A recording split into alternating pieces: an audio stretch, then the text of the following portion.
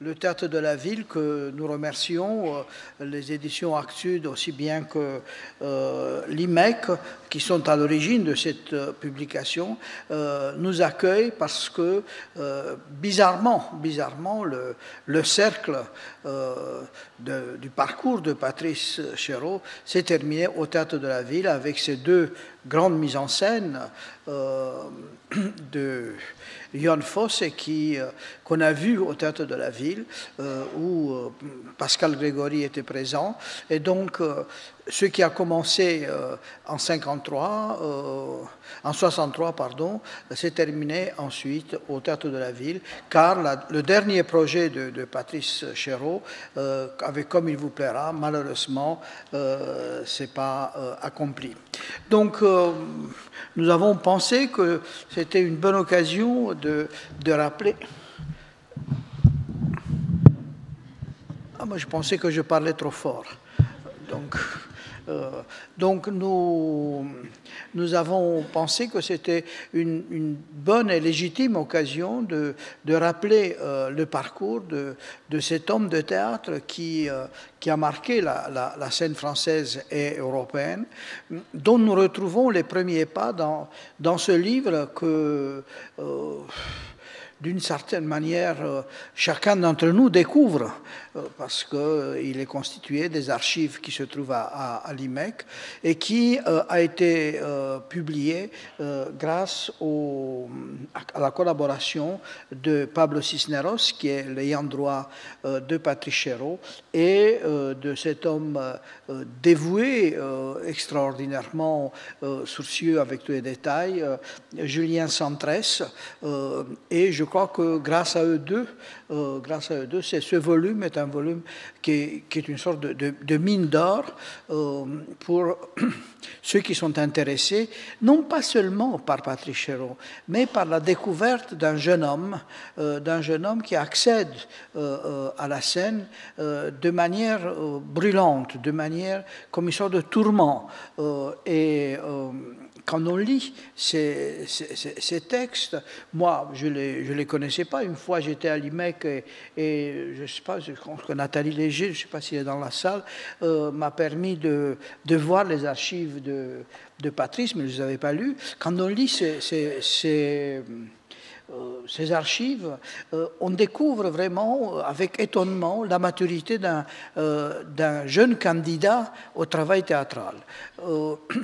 C'est pour ça que moi je me disais, au fond, avec les 6 volumes pressentis pour les journaux de travail, c'est une série, une sorte de roman de formation de Patrice Chéreau, avec les différentes étapes. Et ce qui est étonnant à la lecture de ce texte, c'est de découvrir l'autorité de la pensée de Chéreau. C'est un jeune homme qui est encore au lycée Louis-le-Grand, qui lit énormément. Dans les textes, on découvre à quel point il manie les concepts de l'époque, à quel point il est familier d'Althusser, et aussi j'ai découvert dans le livre, très séduit par Barthes. Mais en même temps, il ne s'agit pas non plus d'une biographie de Chéreau, il s'agit en quelque sorte d'un parcours marqué par son évolution. Et je me souviens que Bernard Dort, qui a été un grand critique de théâtre, très proche de Patrice, m'a dit qu'il a vu le premier spectacle de l'intervention de Patrice Chéreau à Louis-le-Grand, grâce à un autre critique, Gilles Sandier, qui lui avait dit « Va voir ce spectacle au lycée Louis-le-Grand, c'est très intéressant ». Et je crois que c'est un détail qui m'a frappé quand Dort me l'a raconté. Mais en même temps, quand on lit les textes, on perçoit la puissance dramaturgique de Patrice Chéreau. J'ai noté une phrase, la première phrase de ce texte, de ce livre, qui commence « Intervention. Éviter la sympathie spontanée et envahissante du personnage positif. Sa révolution reste au niveau des mots. Mais c'est une phrase d'une maturité de mise en scène, d'une décision qui étonne pour le jeune homme qu'il était. Deuxièmement, je crois que ce qui est peut-être intéressant à la lecture du livre, je ne fais pas vraiment de la promotion, je l'ai lu comme une sorte d'invitation d'accéder à la partie inconnue de Patrice Chéreau, et aussi de découvrir clairsemé, dispersé, sa première famille, Jean-Pierre Vincent, qui a collaboré avec Patrice Chéreau à ses débuts. Ensuite, Bernard Sobel, Marcel Maréchal. Ils se sont dissociés, ils sont séparés dans la vie. Mais le noyau est là et on le retrouve. Et peut-être que les fragments des pièces chinoises qu'a monté, qui seront lus par Pascal Grégory, ces pièces chinoises, je suppose, j'ai pas compris, j'ai pas saisi ça dans le texte, ont été peut-être montées par Chéreau suite aux discussions avec Bernard Sobel. Mais je crois que ce qu'on peut dire à la lecture de ce livre, c'est que on voit, et l'édition sauve ça, on voit à quel point Patrice Chéreau pensait avec des mots et des images.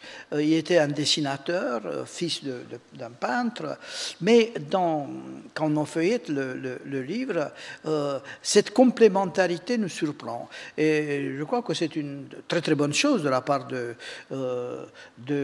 l'éditeur, de l'IMEC, d'Arc-Sud, d'avoir préserver cette complémentarité. Même, on me dit qu'on n'a pas repris tous les dessins, mais on comprend le dialogue qui se nouait entre Patrice Chéreau, plasticien, et Patrice Chéreau, dramaturge. Quand on voit ça, on comprend pourquoi Peduzzi raconte qu'un jour, il est allé voir Patrice, il a dit « Toi, tu t'occupes de trop de choses, et le décor et la pièce. Laisse-moi le décor, occupe-toi des acteurs. » Et le partage des tâches a été accepté par Patrice Chéreau, et ensuite, c'est resté comme ça jusqu'à la fin. Peut-être pour conclure ce mot, je dirais que nous avons choisi des fragments un peu disparates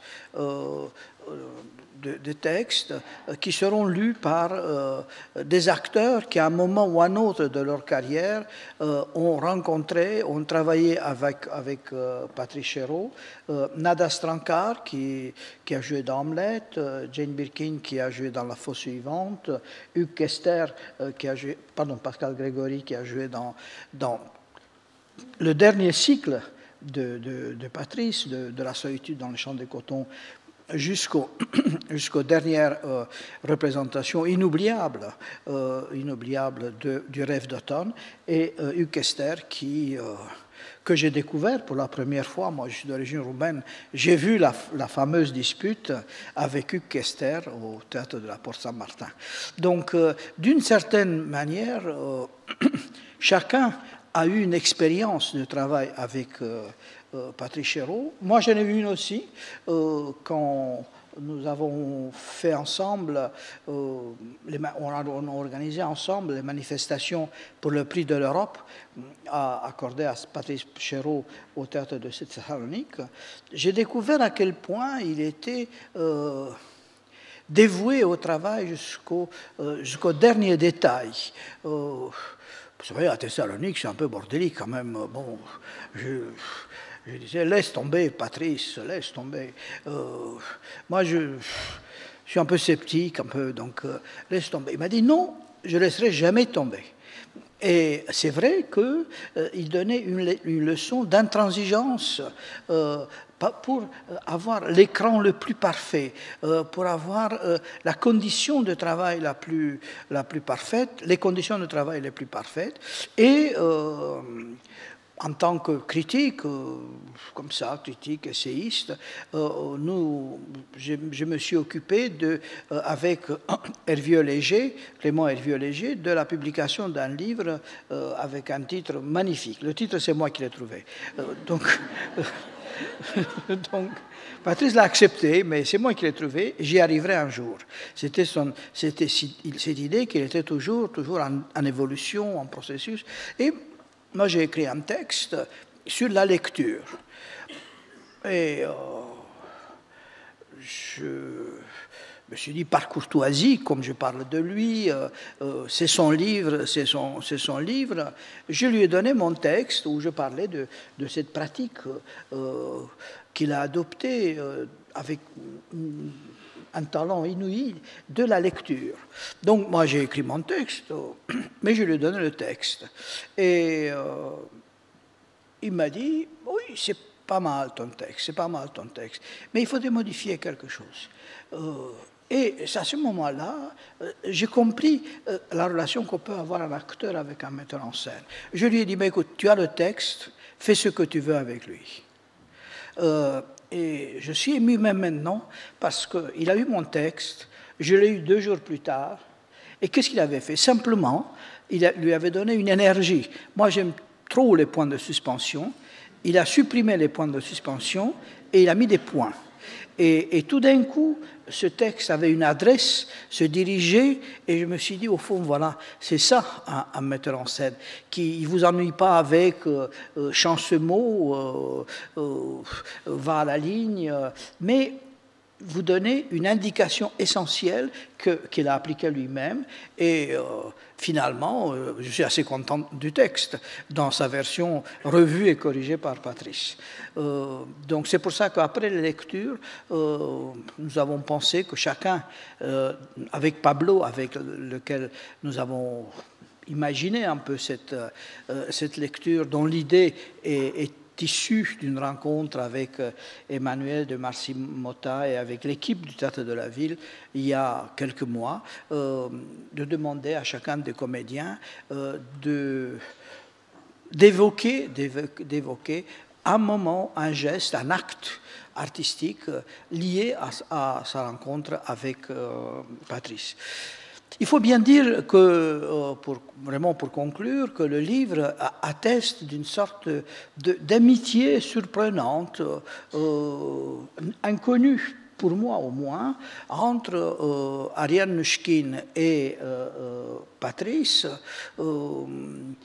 Ariane Mnouchkine a invité Patrice pour une lecture à la cartoucherie, et je pense que ce qu'ils avaient commencé quand ils étaient jeunes les a réunis, disons, leur a permis de se retrouver 40 ans plus tard, et l'idée de demander une préface à Ariane Mnouchkine m'a semblé être surprenante et magnifique.